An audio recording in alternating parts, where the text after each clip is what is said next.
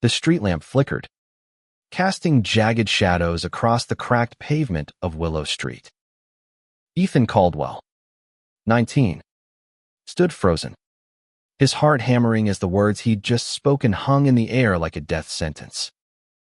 "I'm gay," he'd said, his voice steady despite the tremor in his hands, staring down the three boys circling his little brother, Jamie. It was supposed to be a quiet Friday night in their small Ohio town, where secrets stayed buried under layers of Midwestern politeness. Ethan and Jamie had been walking home from the corner store, laughing over a shared bag of sour gummies, when the Tri-Old by Tyler Grayson, the high school's resident bully, had cornered Jamie.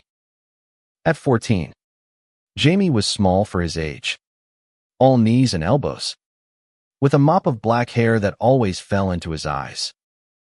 He'd been clutching his sketchbook, his only shield against the world, when Tyler snatched it, taunting him with slurs that cut deeper than Ethan could bear. Ethan had always known who he was, but he'd kept it locked away, a secret too heavy for a town like this.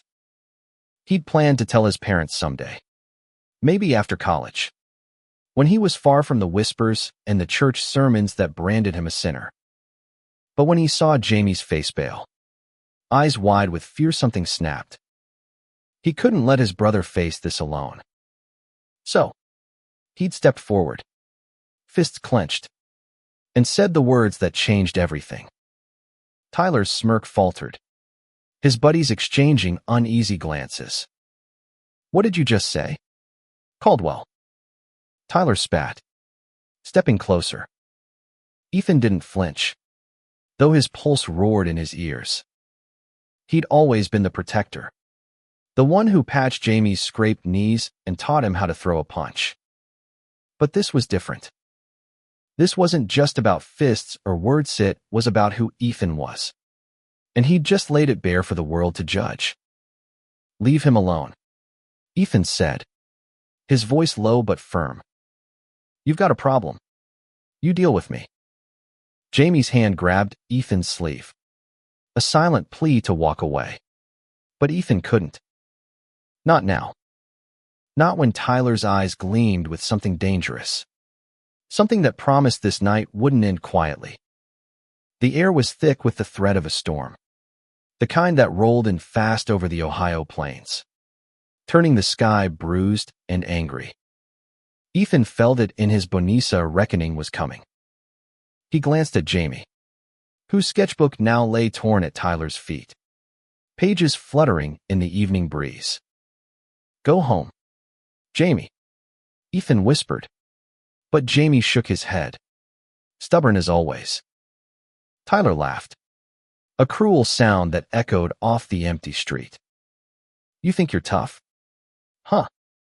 Protecting your little freak brother." He stepped closer, his breath sour with cheap beer. Ethan's jaw tightened. He'd faced bullies before, but this was different. This was personal. Tyler wasn't just after Jamie anymore, was after Ethan's truth. And Ethan knew the cost of that truth in a town like this. As the first raindrops fell, Ethan squared his shoulders, ready to fight for the only family he had left. He didn't know then that this moment would unravel everything: his secrets, his safety, his future. All he knew was that Jamie was worth it. The rain came down harder now, soaking Ethan's jacket as he stood his ground. Tyler's buddies, Jake and Mitch, hovered like vultures, their laughter fading into uneasy silence. The street was deserted, the town's usual bustle tucked away behind closed doors. Ethan's eyes flicked to Jamie, who was shivering but defiant, clutching Ethan's arm like a lifeline.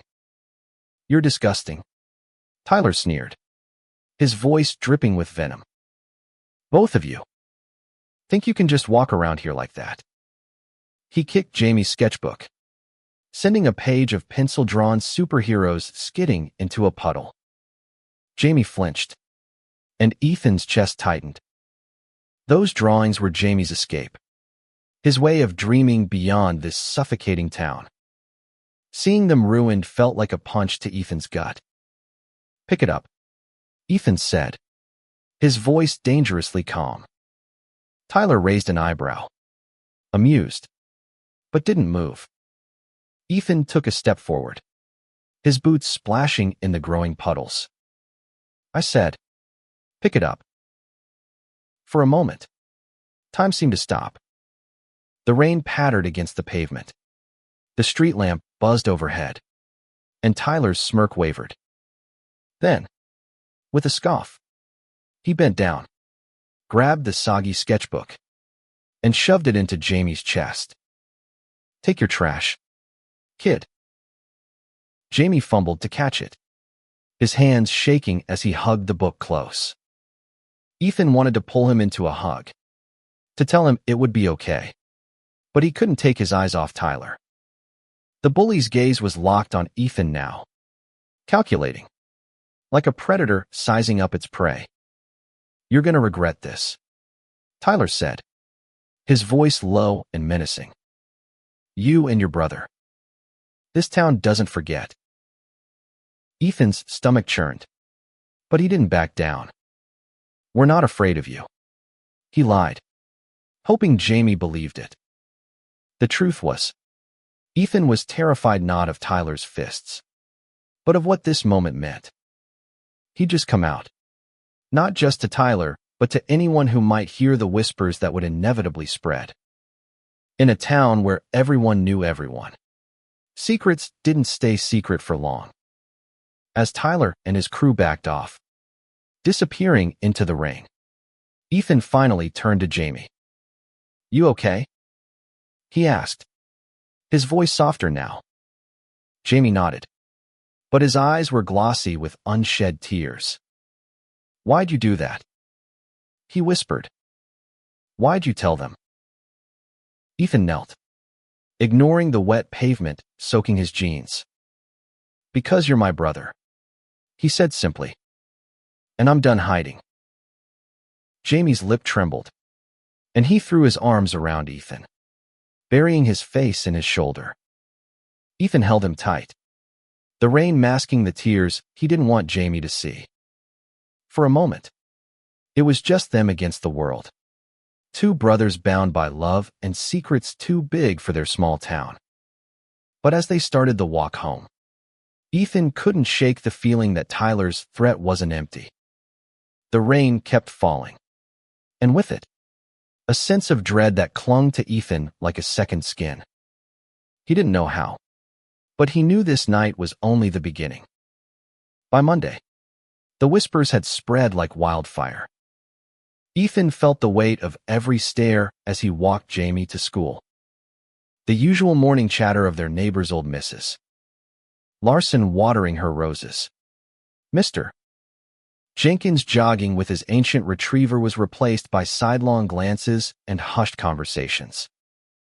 Ethan kept his head high, but inside, he was unraveling.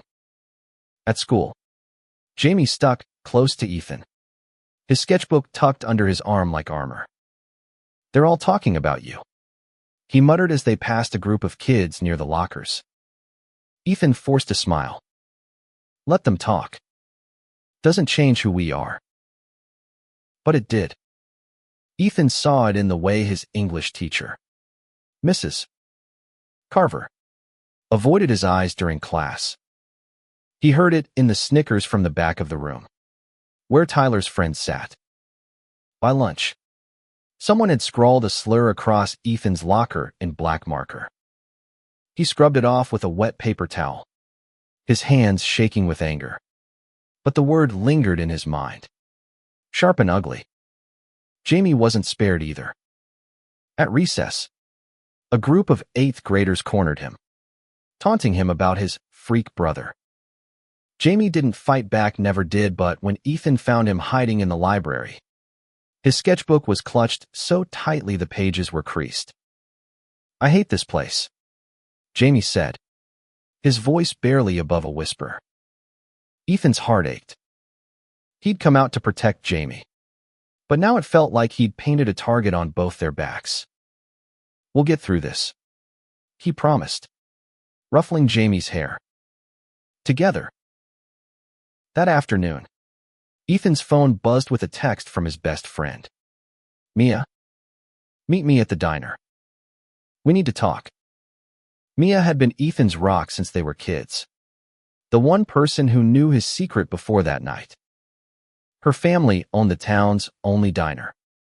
A retro spot with red booths and a jukebox that always played Elvis.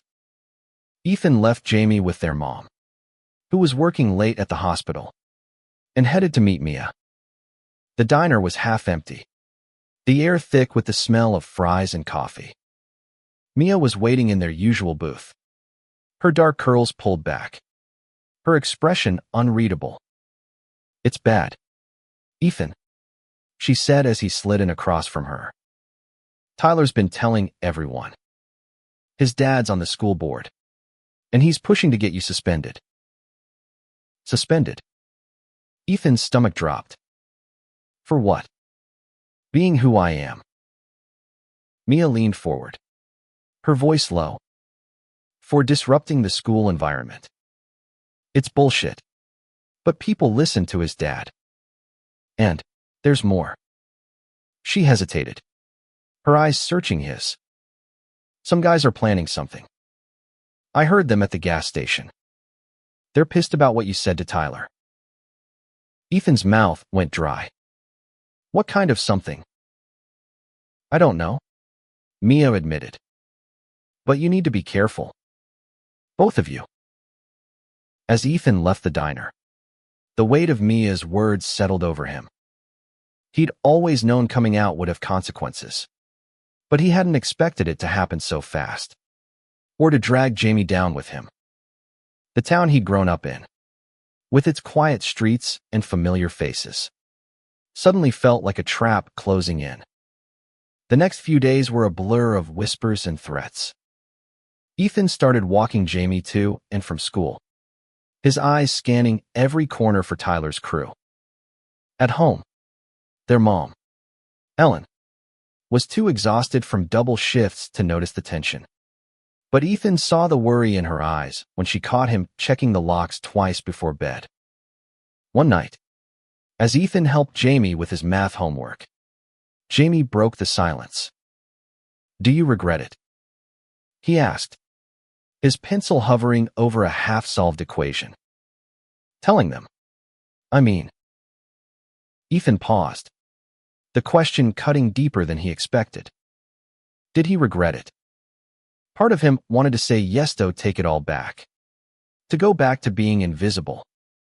But when he looked at Jamie, at the kid who'd always looked up to him, he knew he couldn't.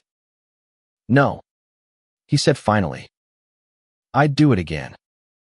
For you. Jamie's eyes softened, and for a moment, Ethan felt like they could face anything. But that feeling shattered the next evening when Ethan found a note slipped under their front door. Scrawled in angry red ink. It read, "You're not welcome here. Freak." No signature, but Ethan knew who'd written it. He didn't tell Jamie or their mom. Instead, he burned the note in the backyard, watching the flames curl around the words until they were ash. But the message lingered, a warning of what was coming. Ethan started sleeping with a baseball bat by his bed, his dreams haunted by faceless figures and the sound of breaking glass.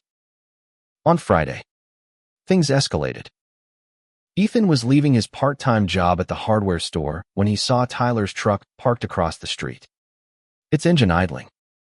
Tyler leaned out the window, his grin cold and predatory. You should have kept your mouth shut. Caldwell. He called. This ain't over. Ethan's blood ran cold, but he kept walking, his hands shoved in his pockets to hide their trembling. He didn't tell Mia or Jamie about the encounter, but he started taking different routes home, avoiding the main roads. The town, once a place of comfort, now felt like a maze of threats. That night, as Ethan lay awake, he heard a noise outside DLO. Deliberate scrape. like someone dragging a stick along the fence. He grabbed the bat and crept to the window, his heart pounding. The backyard was dark, the shadows thick, but he swore he saw a figure slip away into the night. He didn't sleep after that. By the following week, the tension was unbearable. Ethan's grades were slipping, his focus fractured by the constant vigilance. Jamie was quieter than ever, his sketchbook untouched for days. Even Mia, usually unflappable, looked worried when she met Ethan at the diner again. "They're planning something big," she said, her voice barely above a whisper. "I overheard Jake at the counter. They're meeting at the old mill tomorrow night. Something about teaching you a lesson." Ethan's stomach twisted. The old mill was on the edge of town, a crumbling relic surrounded by overgrown fields. It was the kind of place where no one would hear you scream. "I'll handle it," he said, though he had no idea how. That night, he sat Jamie down. "If anything happens to me," he started, his voice steady despite the lump in his throat, "you stick with Mom and Mia. Okay? You don't let anyone make you feel small." Jamie's eyes widened. "What are you talking about? Nothing's gonna happen." Ethan forced a smile. "Just promise me." Jamie nodded, but the fear in his eyes mirrored Ethan's own. The next day, Ethan made a decision. He couldn't wait for Tyler's crew to come for him, had to face them on his terms. He told Mia to keep an eye on Jamie and headed to the mill alone, the bat tucked under his jacket. The mill loomed against the twilight, its broken windows like empty eyes. Ethan's heart raced as he approached, the crunch of gravel under his boots the only sound. Then he saw them: Tyler, Jake, Mitch, and two others, standing in a loose circle, their faces lit by the glow of a cigarette. "Well, look who showed up," Tyler drawled, tossing the cigarette into the dirt. "You got a death wish, Caldwell." Ethan gripped the bat, his voice steady. "I'm here to end this. You want me? Fine. But you leave my brother alone." Tyler laughed, but there was no humor in it. The others closed in, their shadows stretching across the ground. Ethan's mind raced, searching for a way out. But he knew there was no running from this. Not anymore. The first punch came faster than Ethan expected, catching him in the jaw and sending him staggering. He swung the bat, connecting with Jake's shoulder. But there were too many of them. Hands grabbed him, wrenching the bat away. And soon he was on the ground, the taste of blood sharp in his mouth. "Stop!" a voice screamed, and Ethan's heart stopped. Jamie. He wasn't supposed to be here. Through the haze of pain, Ethan saw his brother running toward them, his face pale with terror. "Leave him alone." Tyler turned, his grin feral. "Oh, look, the little freak's here too." Ethan struggled to his feet, his vision blurry. "Jamie, run," he shouted. But Jamie didn't move. Instead, he threw himself at Tyler, small fists flailing. Tyler shoved him hard, and Jamie hit the ground with a cry. Something broke in Ethan then. He lunged, tackling Tyler. And for a moment, it was chaos: fists, shouts, the crunch of gravel. But Ethan was outnumbered, and soon he was back on the ground, his body screaming with pain. He heard Jamie sobbing, begging them to stop. And then nothing. When Ethan came to, he was alone, the mill silent except for the distant howl of wind. His body ached, his face swollen, but he was alive. Panic surged as he realized Jamie was gone. He staggered to his feet, calling his brother's name. But the only answer was the echo of his own voice. He found Jamie's sketchbook a few feet away, its pages torn and scattered.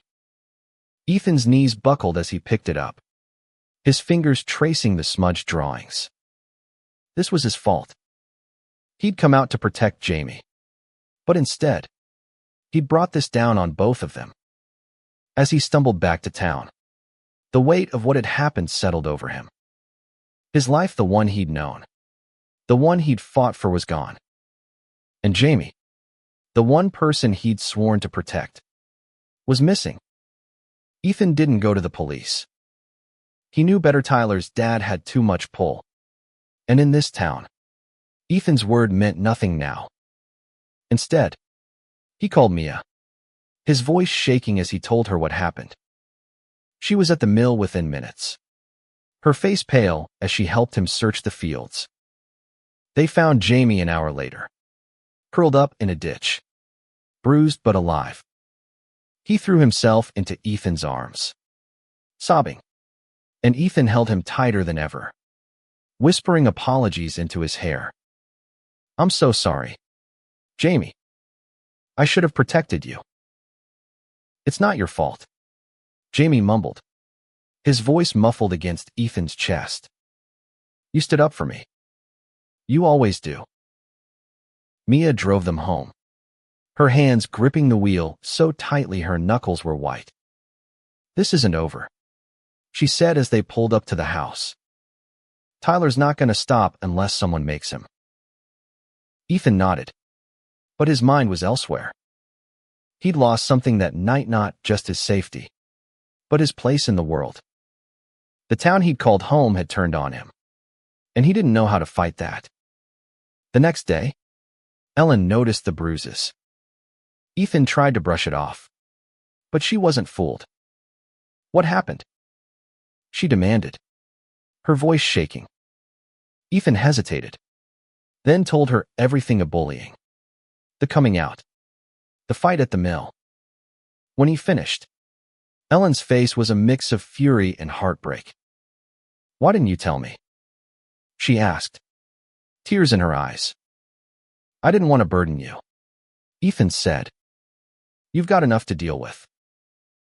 Ellen pulled him into a hug, her grip fierce. "You're my son. You're never a burden. And neither is Jamie." For the first time in days, Ethan felt a flicker of hope. Maybe they could get through this together. The weeks that followed were hard but healing. Ellen went to the school board, armed with Jamie's torn sketchbook and Ethan's bruises. Tyler's dad tried to spin the story, but Mia had recorded Jake bragging about the attack at the diner, and the evidence was enough to get Tyler and his crew expelled. The town didn't change overnight. There were still whispers, still glares. But Ethan stopped hiding. He held his head high, Jamie at his side. And slowly, people started to see them differently. Mrs. Carver apologized for her silence, offering Ethan extra credit to make up for his missed assignments. Mr. Jenkins stopped by with his retriever, offering a gruff but sincere, "You're all right, kid." One evening, as Ethan and Jamie sat on the porch, Jamie handed him a new sketchbook. "I drew something for you," he said, shyly flipping to a page. It was a drawing of two superheroes, one tall and strong, the other smaller but fierce, standing back to back against a storm. "That's us," Jamie said, his voice soft but sure. "We're stronger than they think." Ethan's throat tightened. He pulled Jamie into a hug, the sketchbook between them. "Yeah," he said. "We are." Months later, Ethan got accepted to a college in Chicago, a place where he could be himself without fear. He and Jamie made a pact: no matter where life took them, they'd always have each other's backs. The night Ethan had come out, he'd thought he'd lost everything. But as he looked at Jamie, at the family they'd built through the pain, He realized he'd gained something to a truth worth fighting for, and a brother who'd never let him fight alone. The storm had passed, but it had reshaped their world. And in that new world, Ethan and Jamie stood taller, their bond unbreakable, their hearts open to whatever came next.